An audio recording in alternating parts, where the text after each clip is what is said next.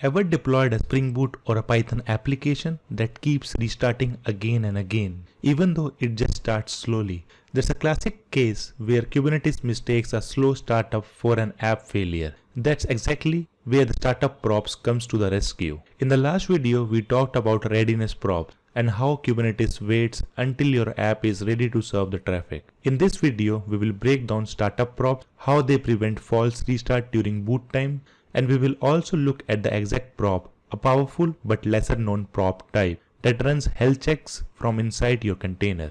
Let's break down how these props actually work and how they fit together during your application's lifecycle. When your app is still starting up, Kubernetes first runs the startup prop. Think of it as your app telling Kubernetes, "Hey, I'm not ready yet, give me a little time before you start checking my health." The startup props runs for a limited time, and its only job is to prevent early restarts while the app initializes. Once the app successfully starts, control is handed over to the Liveness prop. That's the one checking if your app is still alive and healthy. If it is not, Kubernetes restarts the container. And then comes the Exec prop, used for deeper internal checks. It literally runs a command inside your container, like MySQL admin ping or ps-aux, to make sure your service or process is actually running. Together, these three startup, Liveness, and Exec props form a complete health management cycle for your Kubernetes application. Now that we have understood the theory, let's look at how this actually looks in a real manifest. So this is our Kubernetes cluster,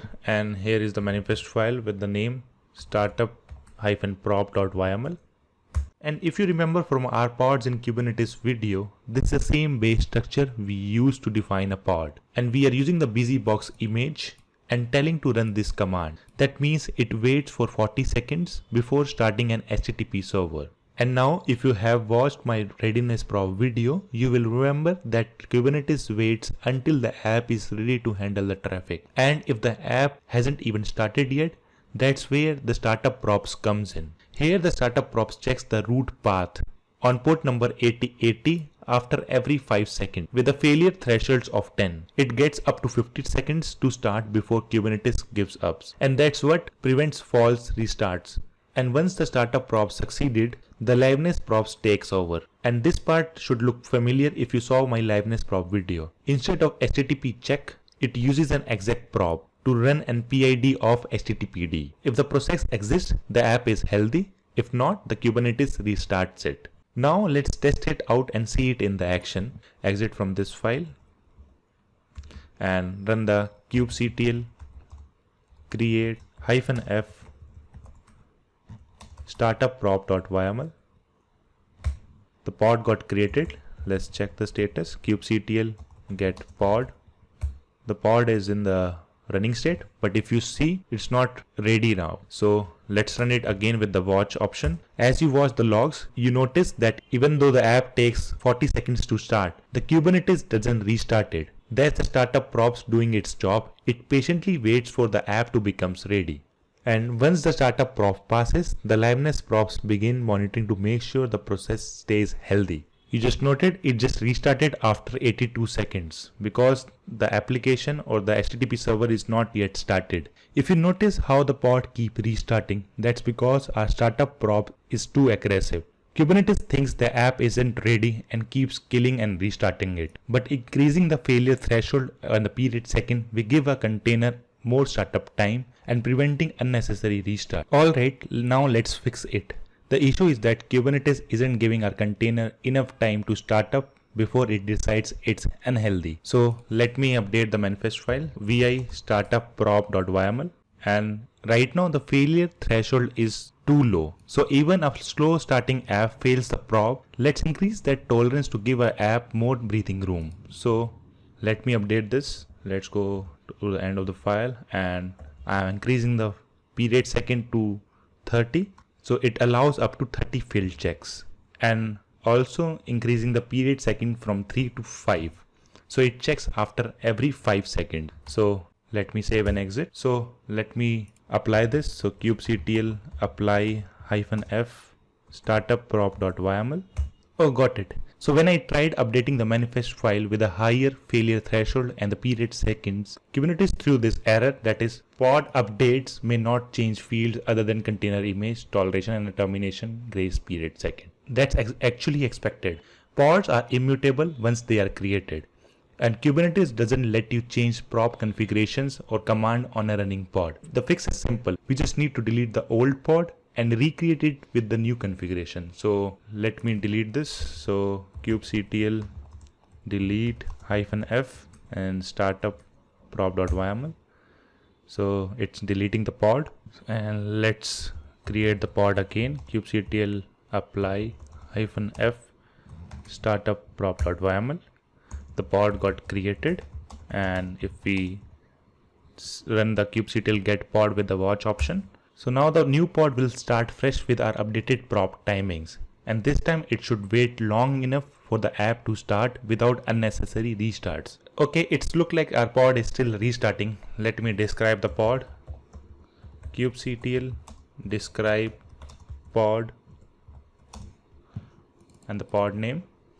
And this time the message says the startup prop failed with the status code 404, and then the connection refused. That's actually a really good sign. It means our prop is running, but it's too impatient. The container hasn't started the HTTP server yet. So Kubernetes keep thinking it's unhealthy and restart it, meaning Kubernetes never gets a successful response from the application during the startup phase. So every time the prop fails beyond the threshold, the container is restarted and leading it to its restart loop. In the real world cases, it happens if your application takes too long to initialize, or if the prop timing is too strict. For example, maybe your web app starts after 60 seconds. But prop only waits for 30 seconds, and Kubernetes will assume it's unhealthy and restart it unnecessarily. That is why setting failure threshold and period seconds properly is crucial, especially for application with a heavy startup dependencies like databases or machine learning workloads. As you have seen already, like I have adjusted the failure threshold and the period second, but it's still not working. So let's fix it with the correct command. So let's quickly open the YAML file and fix the issue. So vi startup prop.yml, and the main problem was my container command only started httpd, but it didn't serve any valid HTTP response. So now I am creating a simple web directory /ww and adding an HTML file and starting the HTTPDs from there. So let me update this command. So this command is creating a directory and adding a file to it, and then starting a HTTPD service. And I already increased the failure threshold and the period seconds, and the Kubernetes is already giving a container around 75 seconds before failing the startup prop. So let me save and exit and delete the pod. kubectl delete pod startup prop -demo. The pod got deleted, so let's apply this. kubectl apply -f startup prop.yml, and let's watch again. kubectl get pod with a -w, and this time it worked fine. Earlier this was constantly restarting because the startup prop kept failing, but now since we allowed more startup time and updated the correct path over there, Kubernetes patiently wait for the app to become ready, and there are no restart this time. So the fix was simple. Give your app enough startup time and make sure it actually responds to the prop. There's a key difference between a failing startup prop and the stable one. Now that we have tuned it correctly, let's wrap up with a few quick tips to make your props production grade. So always use a startup prop for application with a long initialization time, like a Spring Boot, Node.js or machine learning workloads. And use an exec prop for non-HTTP applications or a custom internal health scripts. Just like in the demo you just saw, I used the exec prop to check the process ID of the HTTP server.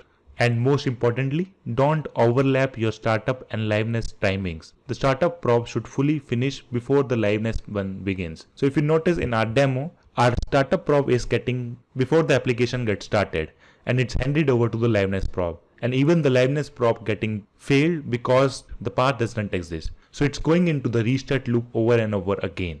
So with this, now we have seen all three major prop types, that is readiness, liveness and the startup prop. In the next video, we will bring them together and talk about real world tuning and common probe misconfiguration that can silently break production apps. If you found this helpful, drop a like, share and subscribe for more content like this. Thanks for watching. I will see you in the next one.